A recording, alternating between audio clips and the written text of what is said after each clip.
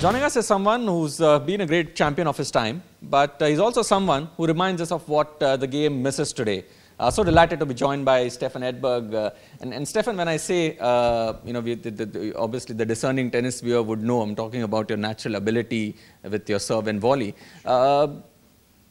But come to think of it, through the mid-80s when, you were at your prime, perhaps it is this game that got you the titles, isn't it? Because the Australian Open was played on grass, the big servers hadn't come in, and so perhaps your game was perfect for the time.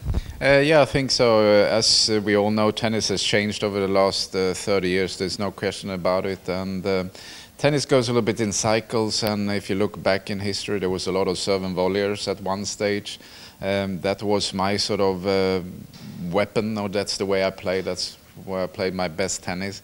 Tennis has changed, and if you look back 4 or 5 years ago, most of the tennis was played from the baseline. But it's due to a lot of changes over time too. I think rackets and strings has changed over time.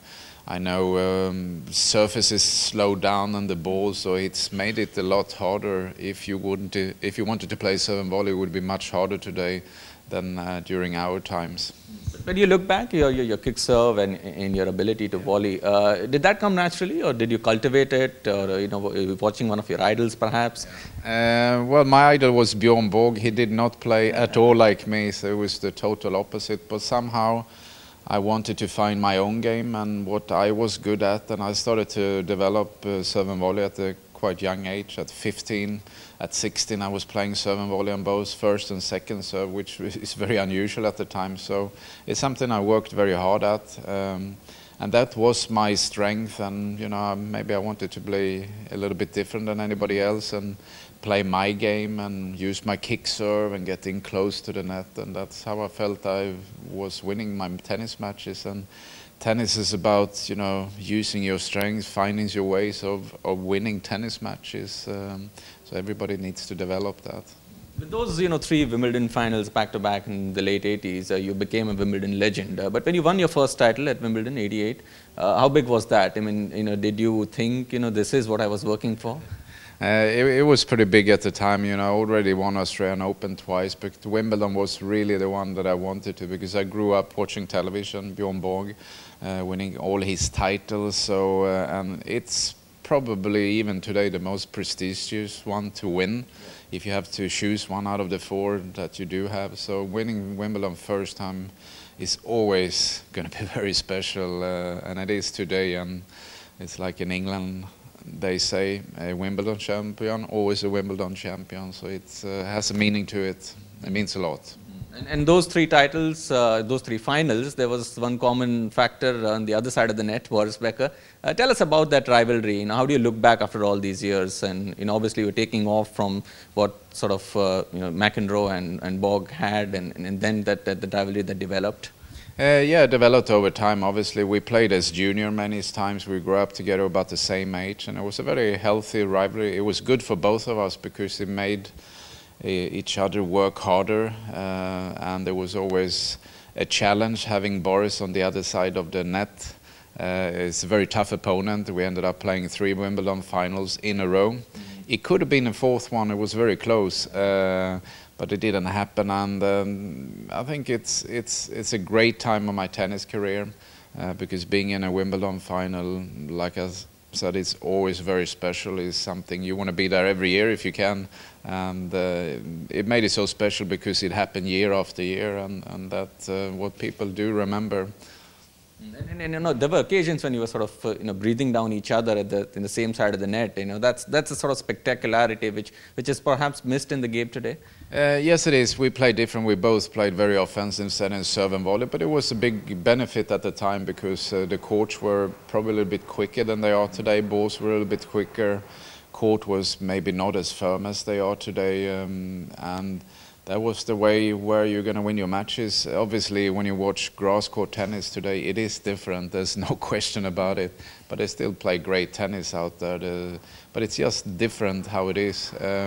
Tennis overall, I would say today is very healthy. I mean, you've got some great players out there. The tennis is played in a great way and very fascinating to watch. But Obviously, it would if you had to choose something. Yeah, maybe a little bit more variation of some of the players, that you could see few more different styles. Because if you look at tennis in general, yes, most of them play from the baseline, but at least you see some changes now, where the game is changing a little bit. People are taking advantage of the net, maybe not just serve and volleying, but coming in, playing some volleys, and that does make a difference.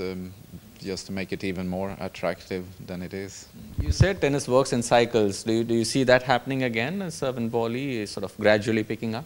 Well, I think the offensive is getting paid off a little bit nowadays, where people are seeking to finishing the point, and I think gradually it's changing, not very slowly still, but have the true serve and volleyers coming back in the short time. No, I don't think that's going to happen, but maybe a little bit more variation, maybe having some more players playing serve and volley a little bit more frequently, but to have somebody play serve and volley on first and second serve, that would be, no, I don't see that coming.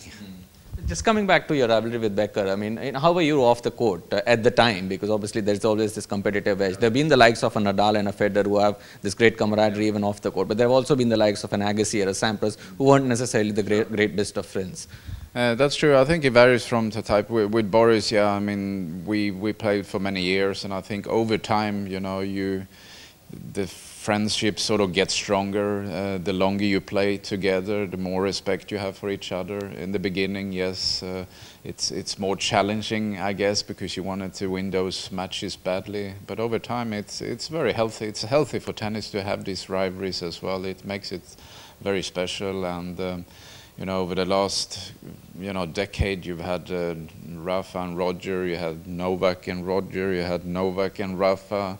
And those matches haven't been so special to watch because of what they are and how they perform on the court. But was it tough being friends with Boris? Because you were obviously fighting for the same title and you were the two of them who were talked about so much. I didn't find it tough. I don't think he did. I mean, you respect each other. It's not like we were spending time off the court and going to dinner together. I think that's quite unusual. It could happen if you're from the same country, but you get on doing your business. But at the same time, you're spending a lot of time together in the locker room, because in tennis, most of the guys, they use the same locker room. You know, you'll see each other on a daily basis, so it's good, and you get quite a good relationship, I think, over time. You know, when you get older, you remember all these days, and you know, you did the same sport. You were spending a lot of time, maybe, not spending a lot of time together at the time, but you can always look back and talk about the tennis, how it was, and the friendship is probably very strong and will last for a long time,